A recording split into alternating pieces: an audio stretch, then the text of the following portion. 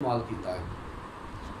ہوں اسی اج دے اپنے مہان صوفی شاعر جنہاں نے وہ کافیاں لکھیاں جہاں دنیا بھر مشہور ہوئی. مشہور کلام ہے آپ دا بیٹا عشق بھی تو جڑا دنیا بھر مشہور ہویا.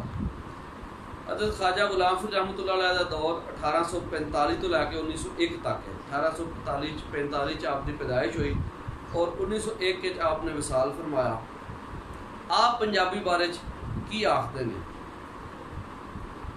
میں تے بیان کرنا چاہوں گا آپ دے ملفوظات کی کتاب ہے مقابیس المجالس جہاں حضرت مولوی رکن الدین رحمۃ اللہ علیہ نے لکھی جڑے کہ آپ دی مجلس دے وچ موجود ہوندے سن.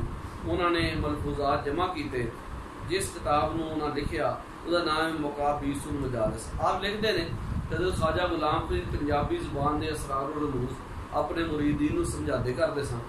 ایک جگہ تو لکھتے ہیں لیکن اس اونٹ کا ڈھانچہ جسے پنجابی میں کرنگ کہتے ہیں چلنے لگا.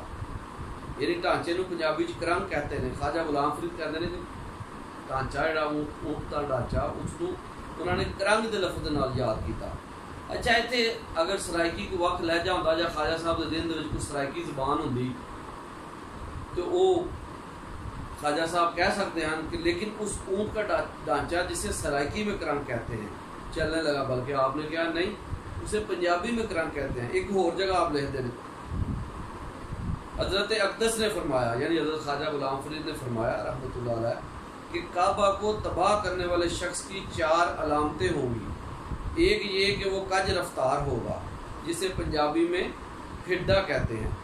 دیکھو ایتھے بھی انہوں نے لفظ پنجابی برتے ہیں. وہ آکھ سکتے ہیں جسے سرائکی میں پھڈا کہتے ہیں لیکن نہیں آپ نے کہا جسے پنجابی میں پھڈا کہتے ہیں. اس تو ثابت ہویا کہ حضرت خواجہ غلام فرید رحمۃ اللہ علیہ متوفی 1901 نے بھی اپنے کلام دے وچ لفظ پنجابی برتے ہیں. تو وہ لوگ جہے کہ حضرت خواجہ غلام فرید نو سرائکی شاعر آخ رہے ہیں خواجہ صاحب اپنے بارے کی دس رہے ہیں وہ اپنے آپ پنجابی دے حوالے نال مطابق کر رہے ہیں. اسی طرح ہی حضرت سچل سرمست جنہ دا کلام چھپ چکا ہے اور انہوں نے سرائکی شاعر کہا جاتا ہے مگر آپ دا چھپیا ہوا جڑا کلام ہے وہ دے وچ واضح طور تے لکھیا ہے جڑا 1903 نے چھپیا. مرزا علی قلی بیگ نے 1903 میں پہلی دفعہ حضرت سچل سرمست رحمۃ اللہ علیہ کے دیوان کی 2 جلد شائع کی. اس کے ٹائٹل کے پہلے صفحے کا عکس اوپر درج کیا گیا. یعنی میں اپنی کتاب راہ مدینہ یہ عکس درج کیتا ہے جہدے وچ اے لکھیا ہے سی حرفی پنجابی بولی. یعنی حضرت سچل سرمست رحمۃ اللہ علیہ نے جی سی حرفی لکھی وہ پنجابی بولی چ لکھی ہے. اس تو علاوہ آپ نے جڑے دوڑے لکھے وہ بارے بھی کلام چ لکھا ہے سچل سرمست یا پنجابی دوہڑا یعنی پنجابی دوڑا. اس تو ثابت ہوا حضرت سچل سرمست رحمۃ اللہ علیہ کے بارے بھی پنجابی کلام کا دسیا گیا ہے.